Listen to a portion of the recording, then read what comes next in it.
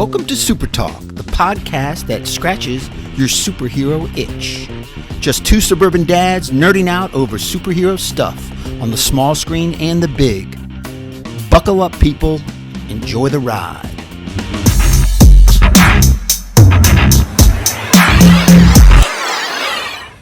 YouTube, what's up? You're myself and you. We're back. You're getting a treat today.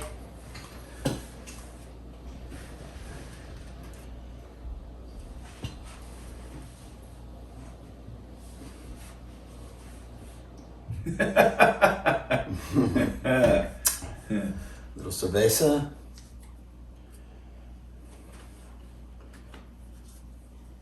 All right, brother. You ready? Yeah, let's do it. Let's go. In 3. Welcome to SuperTalk, the weekly podcast dedicated to news and reviews of comic book media on the big and small screen. This is episode number 27. I'm your host, Brian Professor Pettis, and with me, as always, is my illustrious co-host, Titanium Tony Estrella. Titanium, we're back. We are back. We both had some long vacations. Debut of Titanium Tony on TikTok is interesting. Check it out if you haven't. But we are back, Professor, and I'm excited. What are we doing today?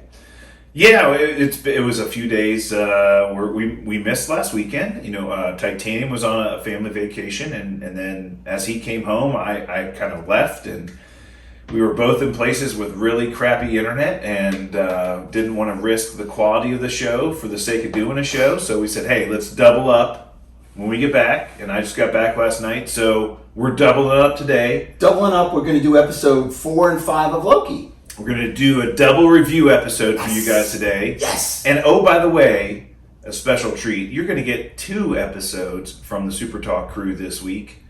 We're going to do our Loki review today, and then Titanium and I are going to see Black Widow tomorrow night. Yep. In the theater, on the big screen, in Dolby XD, digital cinema, whatever it is that we're going to. Fired up. Yeah, we're going to see it in all of its cinema glory, and we will be doing our Black Widow review on Saturday. Yep. So we'll get this episode out to you guys very shortly, and then we'll have that Black Widow review out to you this weekend as well. So absolutely, yeah. You're getting a double Loki review episode today, and then another episode this weekend.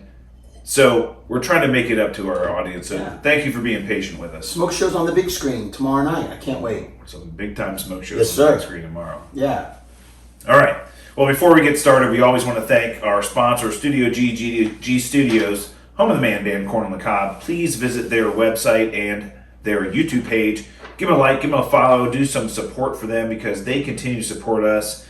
We always put a link to their page in our show notes, so please check them out. Yeah, they're putting up new content all the time. They're really good stuff that's taken off. He did Aaron Lewis cover on From stage. YouTube. Yeah, Aaron Lewis. Yeah, it's pretty cool. You should check it out. It's mostly I like Aaron Lewis, but it's been a while. Yeah, I like that reference. I got it. It's actually Aaron Lewis singing, and he just plays along with him. So it's not his voice. It's but the Corn on the Cob Man Band doing some really cool stuff. They're launching some new videos, so check them out. Awesome. And we also want to thank our new sponsor, BSB, right? So bsbswag.com, that's how you check them out. Yeah, bsbswag.com. Yeah, right. Absolutely. We put a link to their website in our show notes. Please check them out. BSB Swag. Some swag there. You got the shirt I got the on? BSB shirt. Yeah, it's awesome. pretty cool. Yeah. And you got the hat on. Yeah. So hey, it's a new brand out there. Kind of being a lifestyle brand. Lifestyle brand, yeah. And on my vacation down at the lake, Smith Mountain Lake, I caught some big bass. So big sexy bass is what it could stand for. It's a lifestyle, and I was living it. I was wearing my BSB hat when I was on my vacation as well, and I got some compliments on it. So it's cool. Good looking stuff for sure. We're spreading the word. A little cross promotion, a little love there. Absolutely, and thank you guys for hooking us up because it looks really good and it's good stuff. Yes. We also want to thank the listeners that bring the show to you, and those are our patrons. Patreon.com/SuperTalk. As we've said before, we are doing a huge giveaway 3 episodes from now. Episode 30 anybody who is a patron of this show will be part of this giveaway. We're really going to hook these people up. So if you've ever been thinking about how do I support the show directly, hey, you know what? Here's one way you can do it. It's $1 an episode. It's really easy to do. And if you want to do it for like a month or two, great. Do $1 episode for a month or two, then take a break. Maybe come back later. Jump in, jump out. There's no limit to how many you can do. You can quit anytime. Yeah. You want to take a break, you can. Hey, it's really easy to do. So patreon.com/SuperTalk. Yeah, we got so much content coming up, so much Marvel stuff. We got The Boys coming up. We got Black Adam. We are overloaded with content right stuff. now. Yeah, absolutely. It's I gonna be love super awesome. Good stuff. All right, well, let's not dilly-dally. We got a lot to talk about this week, so let's get into all that we've missed and all that is and was and should be the Loki series, episode 4 last week, and then episode 5 2 days ago this week. What do you think? Or yesterday, I guess it was. Wednesday was yesterday. Yeah, I guess episode 4 started off with them in Lamentis, that planet that was being crushed by the moon. And then the TVA found them because they did some kind of Nexus event, right? Some kind of weird connection between them.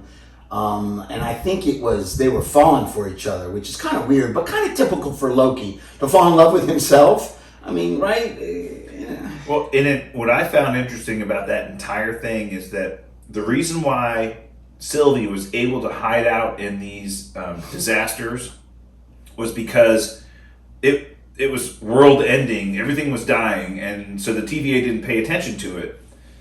And so, even if they did something they weren't supposed to, which we saw them do, Loki and Mobius did in the first episode when they went to Pompeii, they tried to do something crazy, and it didn't splinter the sacred timeline. No, rang no alarm bells. So this was something that was so momentous that it even eclipsed the disaster kind of buffer that the TVA had. This was something that was like, oh my gosh, this isn't supposed to be happening. Right. And that I found that really odd. It was kind of like it went against what they were saying, is that, well, you can hide out in these disaster areas and no matter what you do, you're never going to be found. But they did something that let them be found. Yeah. And they got captured, which was great. And one of my favorite episodes, by the way. I think 4 was probably the strongest episode of the series so far, even after 5. But yeah, that was cool. They go back to the TVA, and they're going to be they're going to be pruned in front of the timekeepers. Yeah, they get separated, so they can be interviewed separately. Again, hysterical. Tom Hiddleston is like, why don't I have more security? I'm an equal threat here, right? And so there's like 6 guards guarding Sylvie, and there's like 2 guards guarding him. He says, how come I'm not, I don't have enough guards guarding me? It was kind of funny. But Mobius is pissed at him, really angry that he kind of betrayed him, that, he said, look, I thought we were friends. I thought we had established something. I think Loki is friends with Mobius. I think at that time, you can kind of tell. And I think Mobius at this point is starting to see there's someone behind the curtain, and he doesn't feel like something's right. And he gets that impression, obviously early on, but he gets that impression really when he asks to interview the other variant, and he gets denied. Yeah, well, that was a little bit later on, right? Yeah.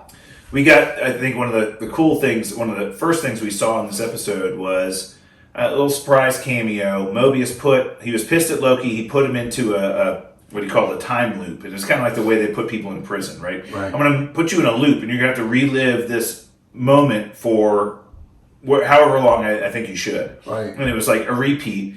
And it was a moment from his time on Asgard, and it was a great cameo by Jamie Alexander, who plays Lady Sif in the Thor movies. She shows up. It had a moment from their past where he had cut her hair off, and she was pissed at him, and she walks up to him, knees him in the nuts, and punches him in the face. And he basically got kneed in the nuts, punched in the face over and over and over again. Yeah. And he finally kind of figured out a way to kind of get out of it, but it was a really great cameo. Nice to see her kind of show up in the show. That was very cool. I don't know how he got out of it, but he definitely came to grips with what he's all about and the reality of who he is. Well, what she was saying to him in that little clip was, I think, very apropos for kind of where they were going, is that you're alone, Loki. You're always going to be alone.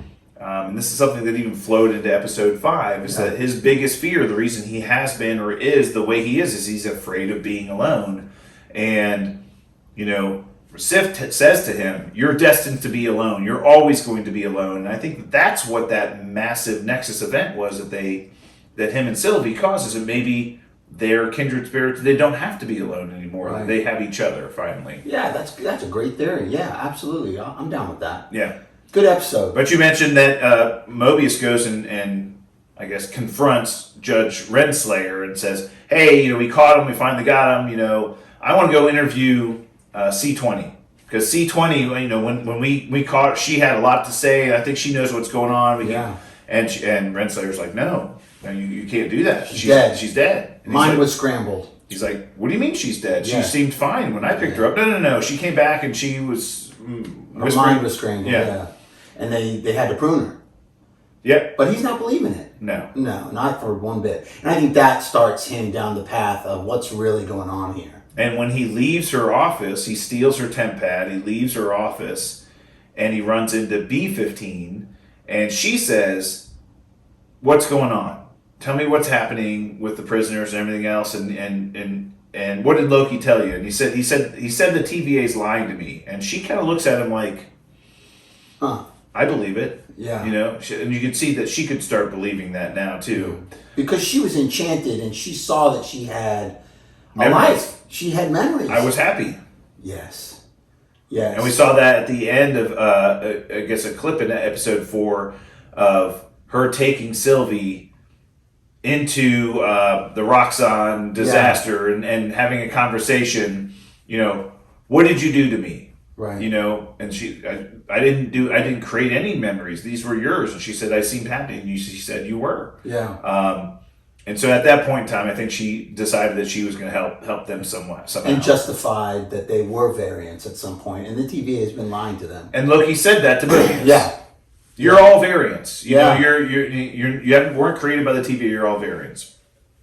Well, we end up getting, I think, the gist of this episode, which last week we would have been talking about, was the three major things that happened in the episode was Mobius kind of wakes up and decides to help Loki. He says, you're telling the truth, because he finds the video on Renslayer's time pad that shows her killing, or at least C20 is going to be pruned because she knows too much. And he was pissed about that. He goes and talks to Loki. He says, I think you're right. We need to do something about this. He comes back and he gets pruned. Yeah. And all of us are like, holy shit. Crap. Yeah. He basically got pruned. Yeah. Big deal. Yeah. And then Loki and Sylvie get taken to be pruned or executed or whatever in front of the timekeepers. And they go down into the basement, down the elevator. The timekeepers are talking.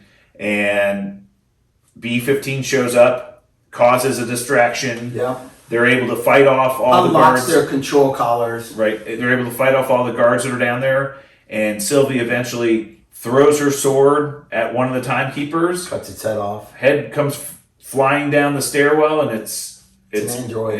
The animatronics. Yeah. It's Chuck E. Cheese, basically. Right. I didn't see that coming. I thought that was great. That was awesome. Yeah, that was quite a reveal. So they still have no answers.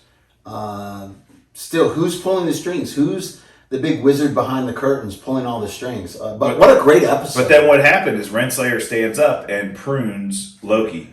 That was huge. Yeah, right. I was like, where are they going with this? Well, you knew he was, because we had seen clips in the trailers and everything else that he was coming back, that he does some other things, right? Of course. But where does he go? Yeah. And that's how the episode ended, and Sylvie's like, you're going to tell me everything, what's going on. And we get an end credit scene, right? Yeah, that was a big one. That was a big one, yeah. So Loki kind of wakes up in somewhere. We later find out it's the Void, but he wakes up and he's being watched, or he's surrounded by 4 different versions of Loki. Yeah, and am I dead? Am I in hell? Which is interesting that he said that I'm in hell. But 4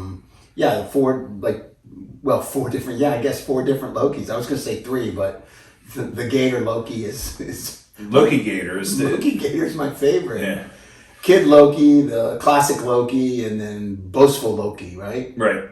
So that's how episode 4 ended, and then we start this week with episode 5, and really the two kind of primary opening scenes are Sylvie and Renslayer, and Sylvie's pissed, and Renslayer says, "Hey, wait, what if I told you that Loki's not dead?" And she's like, "What do you mean?" And I can tell you where they are. And she explains to them about the void, the end of time. Yeah, it's it's outside of the timeline, but it's not. It's in its own space and it kind of exists there. That's where we send everybody. Yeah, like all that matter. She says the way she explained it was all the matter can't be dissolved from these remnant timelines that they're pruning. Mm-hmm. So they have to be sent somewhere. They're sent to a place that's outside of the timeline. Right. And that's what the void is. Yeah. It's kind of like a trash dump for stuff that they prune gets in the way from the timelines. Right. That they can't deal with or don't want to deal with. And there's no escape from it. Right. And then flash forward, we see Loki there with the other versions of Loki, and they're running from a being. Right. That is eating matter that is being sent to that timeline. He's a hunter. Yeah, the lost smoke monster, right? From Lost. That's what it reminded me of. What's it? Altoid? Altoid. The breath mint. What's the name of that? Alioth. Alioth. Yeah. And it's a creature from the comics. Yeah. So it's a character from the comics, and we'll kind of get into that a little bit, but reminded me of Galactus from Fantastic Four and Rise of the Silver Surfer. Yeah, the way they portrayed Galactus. Just world-eating smoke and world-eating cloud. Yeah. I didn't like that at all. That was kind of cheap, but whatever. But yeah, so and they're being chased by that, and Loki asks, "Well, how come there's so many versions of Loki here?" And they all say, "Because we're survivors. Lokis are survivors, and that's why we're able to survive." And everybody. You want to hear my theory on that? Okay. My theory is that whoever's pulling the strings knows that Loki is a disruptor, and somehow Loki is going to tear his little kingdom down. Is going to be a big part of it. So what he did was pull Lokis from all different so-called Nexus events, pulled Lokis out and put them in the void so that he would not have to deal with them. That's just but Titanium, everything that gets pruned is sent to the void. Right. Why is the only thing that's still alive in the void Loki's? Because the other people that get sent there end up getting eaten by Alioth. Right. So why would are the there be Loki so many Lokis though? Well, and you heard Mobius say that earlier in the show, is that we've pruned more of your kind than any other, that they've been going after Titans, vampires. Yeah, but we've done more Lokis than anything. But why are the Lokis the ones that are surviving? Yeah. And you heard we classic Loki say, well, it's because we're survivors. That's what we do. We survive. We find a way to survive. Yeah. But that was very interesting, that first part, and then the whole kind of the way they went back to Sylvie and Renslayer. And Renslayer says, "I want to get to the bottom of this too. I want to see who's behind the curtain and all this other stuff." And I didn't believe that for 1 minute. No, me either. Yeah, I knew she was trying to dupe her and try to trick her with the ship that could, go make it to the void or whatever. And Miss Minutes was helping her the whole time, right? Yeah, that was interesting too. She brought up the file on where the void was and what's after the void and who's hiding in the void. I thought it was a good episode. I love 4 better. I like 4 better, but but you can't discount the sheer amount of Easter eggs from the void from Marvel and Marvel God. Comics history. So imagine this being a trash dump. You could slow-mo that episode and see all these minor little Easter eggs. Oh, yeah. So they had a version of Mjolnir was there. Yeah. We had Frog. Thor was underneath there. the ground, yeah. And when you were crawling down into the little hideout. Thanos helicopter. The Thanos helicopter. I don't know if you saw, there was a yellow jacket helmet. Giant helmet, right? They had a living tribunal statue. There was just so many things from the Marvel universe. Oh, we'll kind of get into that. I don't want to say that one yet. But there were so many Easter eggs there of things that had been, kind of Marvel Easter eggs in the void, which is really cool. From the comics, Oh, yeah. Just really cool. Oh, I think they had a good time with that. Oh, yeah. There was a video game in the lair that they were in. That I guess urban legend had it that the government put this video game out. No one's ever verified this, but the government put this video game out to mind control people. It was a mind control video game, and that was there. I thought that was a great little hook. Yeah, very, very cool. We saw at one point in time a ship gets dropped, or a battleship gets dropped into the void, and Alioth comes to eat it, and that's where Loki realizes he can't kill Alioth, and he's like, oh my gosh, what was I thinking? Yeah. And that's an urban legend ship. That battleship, supposedly urban legend wise, was an Bermuda Triangle. Yeah. Oh, no, the Philadelphia experiment, right? It was where they tried to use cloaking technology to make something disappear from eyesight. Invisible, yeah. And in theory, it did disappear momentarily, but then people ended up being stuck inside of like the walls and things like that. It was like, they're saying it must have gone somewhere temporary, and now, of course, it went to the void, which is kind of funny to see that happening. Yeah, that's cool. Yeah. So, but I thought that was really cool. We had a little bit of there were all kinds of Lokis down there. We saw the scene in the trailer with President Loki, who was in charge of kind of a rival gang. Loki. Well, we find out the Kid Loki is the king, but then the rival gang shows up. He's king based on the fact that his Nexus event was killing Thor. Right. Yeah, that was a twist. I didn't see that coming. But all the Lokis eventually fight each other.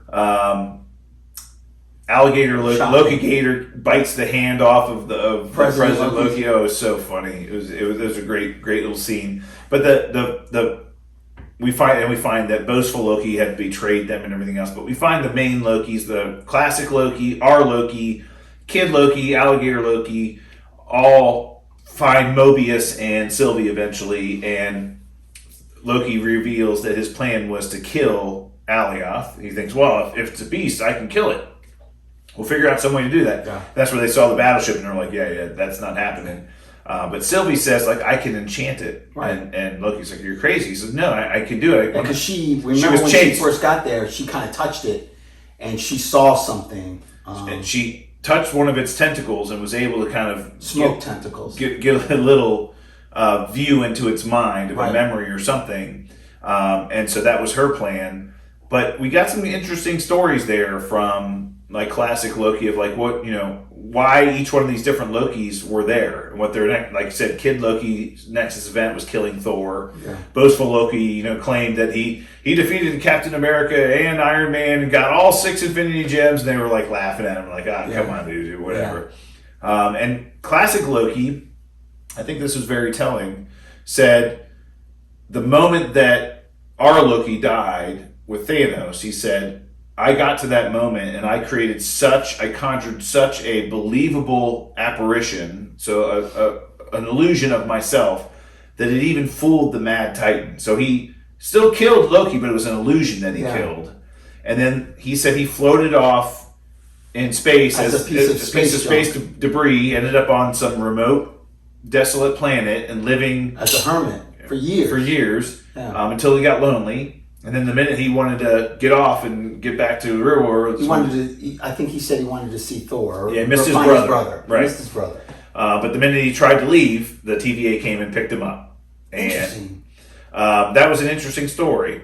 But I think the real what happens is the plan to enchant Alioth. Loki and Sylvie go over to do that. They need a distraction. Loki creates a distraction. Yeah. He's given his a short sword that's from the comic books as well by Kid Loki. It's a flaming sword, and he's using it to create a distraction and lure Alioth towards him so that Sylvie can enchant him. And it's not working, and Alioth's going after Sylvie. And then we see classic Loki basically create this massive illusion of Asgard. Yeah. And that lures Alioth over. We get our Loki and Sylvie together, holding hands. She convinces him that he can help her enchant the beast because they're the same. Yeah. And they do. They end up enchanting it. Yeah. Luckily, and then it opens right at the end of the episode. Opens a gateway to something. It's interesting what Loki said at that time. He said that I can't believe he's doing that. Like Sylvie says, I can't believe he's doing that, something like that. And our Loki says, I think we're more powerful than we know. Right. Like, because that older Loki has tapped into something that they all have. Well, he mentioned earlier in the episode that they were talking about daggers, and he said, all I found was daggers get in the way of the most powerful magic. He said, when you start using your daggers, you're not using your magic anymore. Right. So he said, I don't use daggers because I found that it got in the way of my magic. Yeah. But you're right, Loki recognized that I think our magic is more powerful than we know we can be. And he helps enchant the beast, right? Right. And then we get a very revealing scene. The beast disappears kind of, and we get this scene of a castle in the distance. It looks like the quantum realm. And the background looks nothing like the quantum realm. No, but the background is kind of that same color. It also looks like stuff from Doctor Strange, like the weird rainbow colors in the background. It looks like the vision we saw of the sacred timeline in the trailers and in the previews. It didn't look anything like the quantum realm. It looked like something, but it was like out in space somewhere, and you saw the sacred timeline there, and you saw a castle there. Yeah. And what is that castle, and who's there? We don't know. Right. What's your theory? I got lots of them. Mine. Can I say mine first because I read yours and it's insane, but I can't wait to hear it.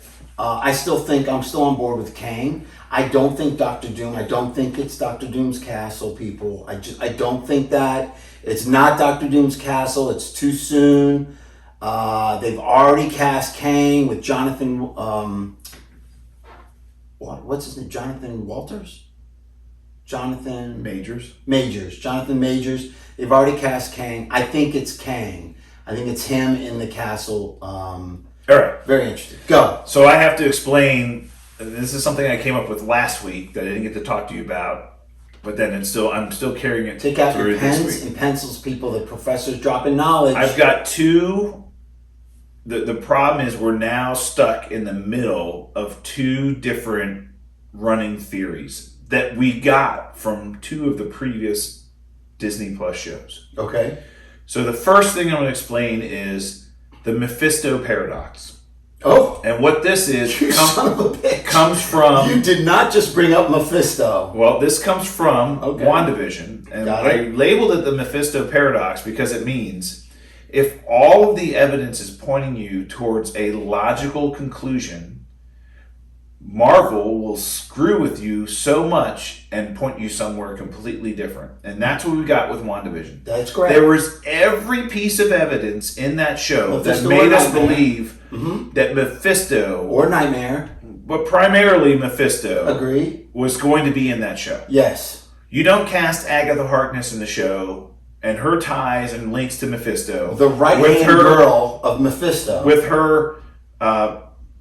rabbit, Mr. Scratchy, right? With with the Darkhold, conceiving children out of thin air. Okay. All the stuff that led us to believe Mephisto was going to be in an episode. Marvel gave us all the clues that Mephisto was the one behind it all. Yeah, they teased me. And then pulled the rug out from underneath us. Well, they ripped my heart out. I was on that bus. So I call that... They crashed it right into the wall. They put me in the wall. All the evidence in the world led us towards that conclusion and pulled the rug out from underneath. Okay. So that's the Mephisto Paradox. We had, in the Falcon and Winter Soldier, we had what I call the Power Broker Paradox. Oh. And this was... Every piece of evidence was pointing us to Sharon Carter being the Power Broker. Mm-hmm. I mean, the way she was acting, what she was doing in Madripoor, all the connections she had, all the access to things. She knew way too more than she was leading on. And we're like, oh, well, she's obviously the power broker. But no. That makes way too much sense. They wouldn't make her the power broker. That doesn't make... Why would they do that? Well, we get to the final episode and what happens? She's the power broker. Yeah. Now I'm stuck between two different popular conceptual theories. All the evidence in the world's telling us it's Kang the Conqueror. Yeah. And Marvel could be saying, we just screwing with you. It's somebody completely different. And then it could be, all the evidence telling us Kang the Conqueror, and it is. Yeah. And it's way too obvious. Okay. Almost too obvious. So you got your Mephisto theory. What do you call it? Mephisto Paradox. Your Mephisto Paradox, which is points you towards Mephisto but misdirect you. And then you got your smoke show paradox, which is Power the power broker. Everything points to that person, and it is that person. So here's where I'm going. Okay. There is way too much evidence in this television show to make us believe that Kang is the person in that castle at the end of this. Now, Jonathan Majors has come out and said he is not in this show. And that could have been one massive redirect on his part, just trying to divert any attention away from him being in the show. Okay. He's come out, though, and said he's not in the show. Not saying that he wasn't lying. Right. But that's what we know. He could be pulling a... Of course he could. Okay. Of course he could. Okay. Now, here's all the things that we know. We know Alioth is a time-traveling being that is the one being that Kang is afraid of, and they're linked together in the comics directly. And we saw that being in this show. Yes. And Alioth... As Kang's watchdog protecting the reason castle. why Kang the Conqueror, his time, we'll say, kingdom, doesn't go beyond 200 BC is because Alioth goes back there that far, and he doesn't want to have anything to do with Alioth. He's afraid of him. So they're linked together in the comics. Renona Renslayer is his love interest in the comics. As a matter of fact, frees Alioth at one point in time, which makes the Avengers have to come and fight him and all this other stuff. So she's in the show. Yeah. A love interest of Kang. Well, you don't basically running the TVA. The character that's the love interest of Kang the Conqueror in a television show and not have Kang the Conqueror. Why would you do that? All right, just hit me. Hit me. Way too many clues that are telling us that it's Kang. Or a version of Kang. We've talked about this.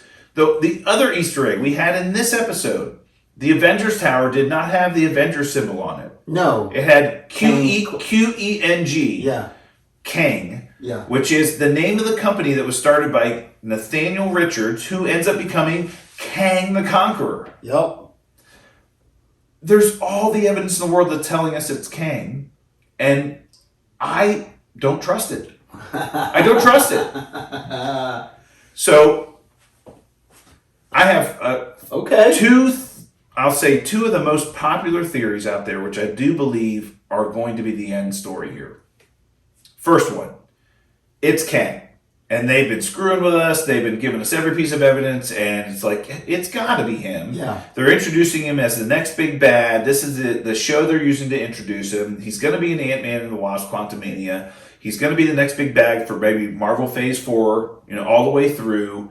Okay, great. They're introducing, this is the way they do it. Finally, we're going to get that in this episode. And if that's it, I'm okay with it. Me too. The other one is, no, it's Loki. The name of the show is Loki.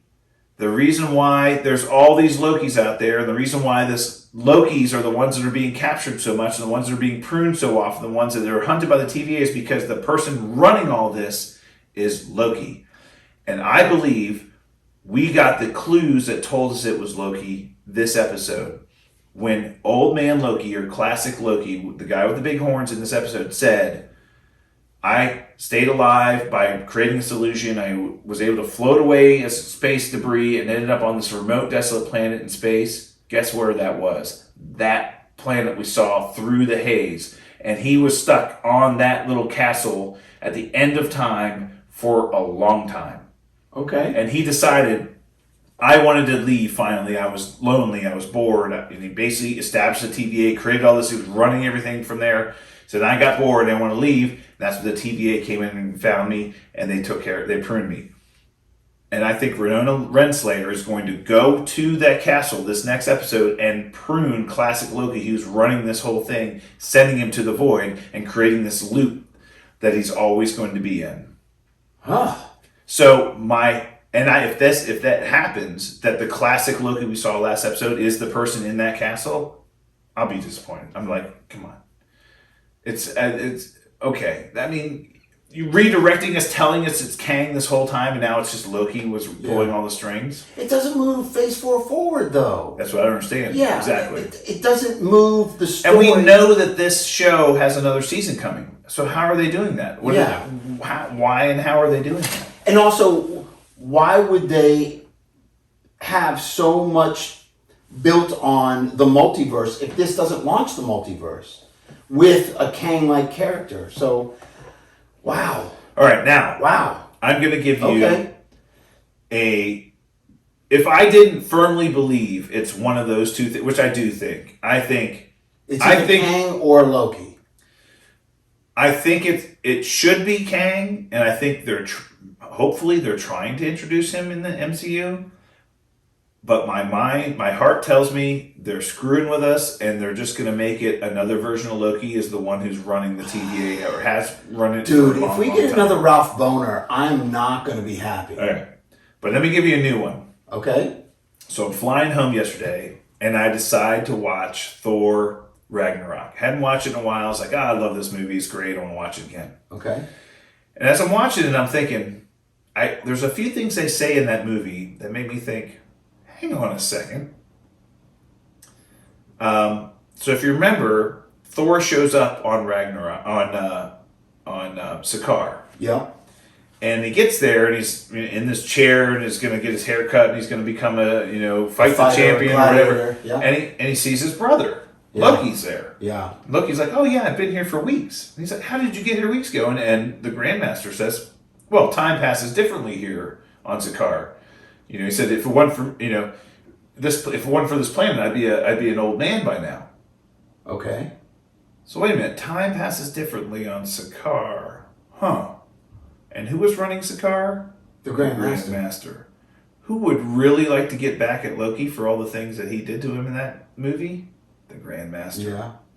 So my other theory was, what if the person in that castle that decided to set up the TVA that's been running things behind all the time is Jeff Goldblum's Grandmaster? Wow. That's interesting. That's a theory. Now, way out there. Yeah. I don't believe it at all, but I was thinking, hang on a second, because we saw him at the end of that movie kind of being, manhandled by his own, minions out there on Sakaar. But what if, one of those wormholes on Sakaar ends up going to where he is at that... Interesting. How cool that would be kind of cool. That would be. Seeing Jeff Goldblum, yeah. Yes, I've been running things the whole time. Yeah. Interesting. You took away my beloved champion. Yes, you did. Oh, boy. That would be cool. That would be. That's interesting. Now, you're acting like I did in WandaVision. You know that, right? I don't believe it. I don't believe it'll happen at all. Okay. If it did, I'd be like, okay, I kind of buy into that. But I was all over the place with the Nightmare and Mephisto and all the other... wow. You're out there, man. I think it's going to be simple. I think it's going to be Kang related. I think it's going to be Kang. If they don't come out and say it, I think they're going to insinuate it is. I'm hoping it is. Me too. And I'm hoping we get what we want. We get that reveal of him being the time criminal, the person that everybody has to stop, that he's got way too much power, that he's created this organ. I hope we get Kang. But I am setting myself up I'm readying myself to be disappointed that it's just another Loki. Wow, that's interesting. If you're right, it's going to break the internet. But, okay. That'll be our next video. The professor had it. The professor was right. I was ready to do a video with WandaVision. I mean, geez, I was all over the place. When we were Al Pacinoing it. Remember Al Pacino? What if Al Pacino's in the castle? We had it months ago. The Grim Reaper is in the castle. What if that? I had Yeah. the Grim Reaper. I had Midnight, Nightmare. But see, that's what I'm talking about. We got the Grim Reaper thing that was in that one episode in the intro. Wonder Man. None of that. All the clues. All the clues, man. It's just I'm telling you, they're messing with us. Okay. They're messing with us, Okay. and I'm setting myself up to be disappointed. I know I am. I'm ready for it. But I'm not going to be disappointed because it's one of my favorite series so far. I thought episode 4 blew me out of the water. It was reminiscent of Daredevil. Those episodes, some of the episodes from Daredevil, I love so much. This brought me back to those episodes, and I was blown away by episode 4. I really was. Well, needless to say, I mean, we've talked about this. The first 3 episodes a little slow, kind of setting up a lot of plot. Yeah.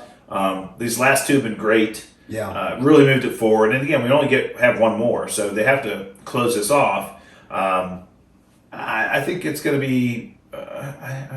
We'll see. We'll see. And again, we've got Black Widow in a couple tomorrow, so we got something to hold us over till Wednesday. So hopefully we'll figure that one out. Absolutely. All right. Well, let's. Good stuff. So since we did a double review today, we're just going to go ahead and jump into some news, and we'll call the show after that. So for the topic of the week this week, we'll just jump into some news from this week. So you had a bunch of stuff, Titanium. So give us some news. What's going on? I mean, it. Some of the news, is rumored. Some of it not so much, but I think from what I hear, and I read this a couple of different places. Sorry if I don't give you credit, but Insider at Marvel has confirmed that John Krasinski and Emily Blunt have anything to do with the Fantastic Four. Those are fan castings only, and they are not going to be in the Fantastic Four. Their backing of the Fantastic Four is going to be 20 or 30 somethings, and they want it to be a mixed, diverse cast, which means, for example, I guess Storm and Johnny will be brothers and sisters still. They could be Latinos, and then Reed Richards could be an African American or an Asian guy.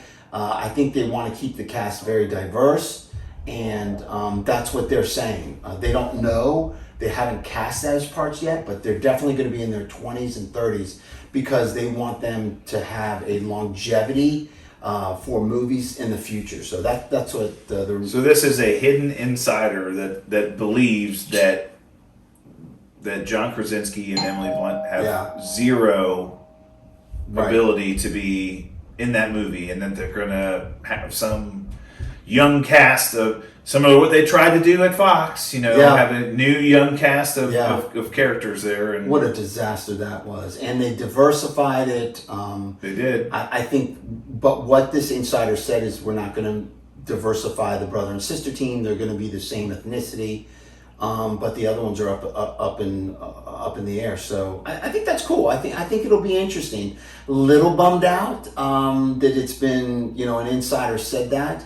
I'm still holding a torch, but I see it makes complete sense to cast a younger crew. Well, what I would say is that they definitely want the Fantastic Four to have some longevity beyond this movie. They probably are looking for people that can play those roles for at least 10 years, let's say. Just like Robert Downey Jr. basically played Iron Man for 10 years, right? So they're looking for somebody that can play that role for 10 years. That being said, Reed Richards is not a young person in the comic books. Never was. No. When the Fantastic Four, when they first got their powers and became the Fantastic Four, he was an older guy. Yeah. He's an astrophysicist. He's a nuclear scientist. He's one of the smartest people on the planet, and he's not 25. Right. He's like in his 40s, right? So, John Krasinski's in his 40s, so that would lean me towards that person for that role, even if he plays that role into his 50s, like Robert Downey Jr. did. I don't know. And again, you got to take a lot of this stuff as rumor and just a grain of salt. You just don't know, but it could be true. I wouldn't, knowing today's political landscape and social landscape, I wouldn't be surprised if Marvel decided to go for a more diverse Fantastic Four for sure. Yeah, I think that's what they're going to do. Bummed out a little bit, but it is what it is. So we'll see what happens. Yeah, we will. All right, what's next? I don't have the notes in front of me. What do you got? So SheHulk, there's a new villain team showing up on the SheHulk show. You want to talk about this because you called it? I'm going to give you props. I'm not going to deny your props here, but the professor did call this when we went over kind of we had a topic of the week. Groups. Yeah, we had a topic of the week a couple weeks ago. We said, hey, who are some of the teams of villains or heroes that we haven't seen that should be in there? They're in the comics that haven't been in the MCU. One of your groups that you put on there was the Wrecking Crew. And it's been kind of confirmed that the Wrecking Crew will be in the She-Hulk. So, Love yeah, right? Love it. It's Yeah. awesome. So the Wrecker and his enchanted Demolition. the Wrecker and his enchanted crowbar and bulldozer and demolition and we're gonna get the entire wrecking crew there. That's awesome. Yeah. And I knew you'd be excited about that. no, that was very cool. Yeah. You called it. Well, I said I want to see him. You're the professor. Right. That's why. Yeah, good news. I think that's awesome. And then we also got confirmation in Shang-Chi, the Shang-Chi trailer, that the Abomination is fighting Wong in that. He's in that movie. I love that guy. Yeah. So he and again we'd gotten the rumors that he had been cited on set and that he is going to be in that movie to some extent, have a cameo or whatever. But then you got Kevin Feige, I think, was one that came out and said, "Oh yeah, that's Wong fighting the Abomination in that tournament." Yeah. And I said, "Well, that's fantastic. That's pretty cool. That's awesome. That's awesome. So Yeah. that, and we know the Abomination is going to be in She-Hulk. That's been confirmed. So it'll be interesting to see how all that lays out. I think a lot of people send their top warriors to this competition because... Well, who would send the Abomination? Well, Ross. General Ross? I think so. Okay. He wants those rings, right? Is that what the tournament's for? In the comics, wasn't it? Didn't they have a big tournament to determine who would be worthy of the 10 rings? I don't know. It'll be interesting to find out. All right. So that's my theory. All right, and then you got something about Wakanda Forever. Yeah, it was confirmed that we're going to get a big kind of introduction to Atlantis, basically. Not just the introduction to Atlantis, but there's going to be a huge conflict between Atlanteans and the Wakandans. So that's going to be the basis of that story. So it's going to be Namor, and Atuma, right? I'm not familiar with Atuma. I saw that name. I had to look him up. I guess Atuma is another person fighting for leadership of Atlantis. He's like Nemesis. Like the similarities between Namor and I've got the Namor Ocean comic. And Ocean Master. Yeah, check out that comic. That's kick ass. Yeah, so Namor and so you've got Aquaman and Ocean Master. Yeah.